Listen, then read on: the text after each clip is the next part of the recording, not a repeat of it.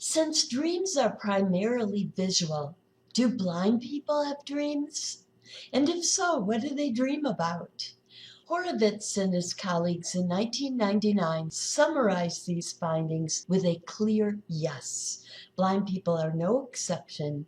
They dream as complexly as do sighted people.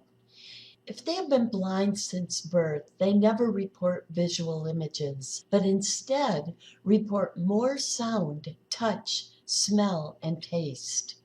If they become blind before the age of 5, they only report visual images infrequently. If they become blind after that age, they continue to report visual images in dreams for a while, but their clarity and frequency diminish over time. Here's an interesting one. Do animals dream? Many of you have likely observed a dog moving its legs or making sounds during sleep, or a cat's whiskers twitching, causing us to assume that they do. Furthermore, rapid eye movements are observed. The difficulty with answering this question, though, lies in our inability to ask them. Although reflexes may be the cause of the movements and sounds, there are 4 reasons to conclude that animals, at least probably, do mentate. 1. There is a great similarity in brain structure and functioning among mammals that include areas known to be involved in sleep and dreaming. 2. There is great similarity in mental processes among mammals, such as those involving sensation, perception, emotion, and even cognitions, the very processes of dreaming. 3. Cats with damage to the brainstem that causes muscle paralysis during REM still move during REM in ways that suggest they are reacting to stimuli, just as humans do when dreaming.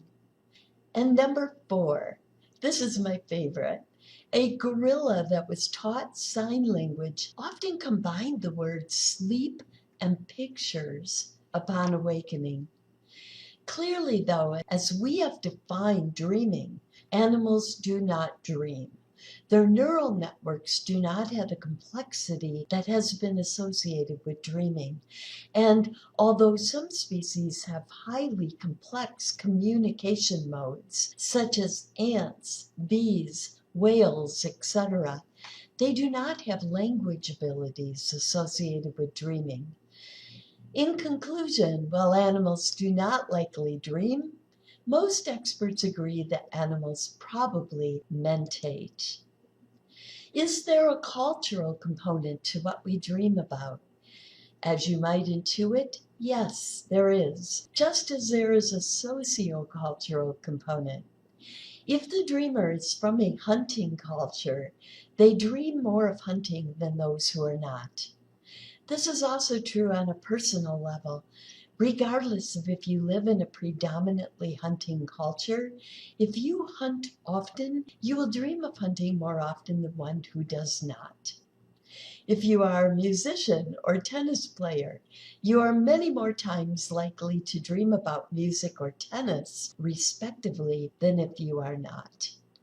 Now, less intuitively, one cultural finding stands out in the literature in particular.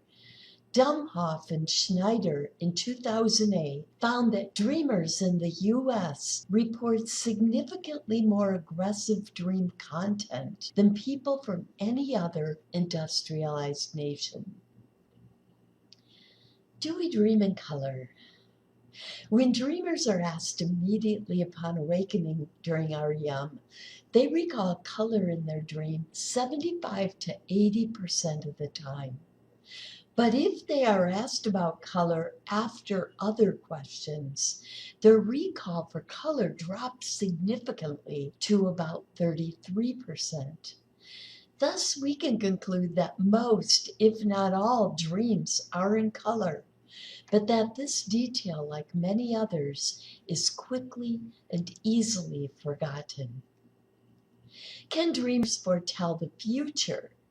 Some people claim they dreamed about a loved one dying just to find out that the next day they did. It is not surprising that they would surmise that their dream foretold the future. But consider this. 1. We often worry about the welfare of those we care about. 2. We often dream about things we worry about in real life, thus the welfare of those we care about. 3. We do often dream about misfortunes, even death, occurring to people we care about, yet most often we are relieved to awaken and find it was just a dream. And 4. Finally, the average person has well over 100,000 dreams in their lifetime, about 4 to 6 per night. So by chance alone, some should come true. So there is no evidence that dreams come true for anyone more than we would expect from chance alone. Some people make a fortune convincing others that they have special psychic powers.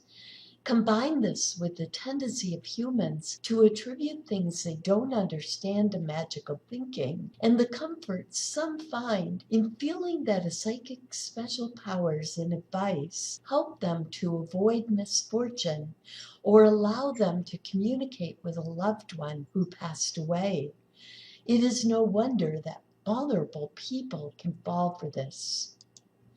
Consider the fact that the great magician who went by the name of the Amazing Randy was very open in telling people his supposed special powers were actually all illusions designed to trick them.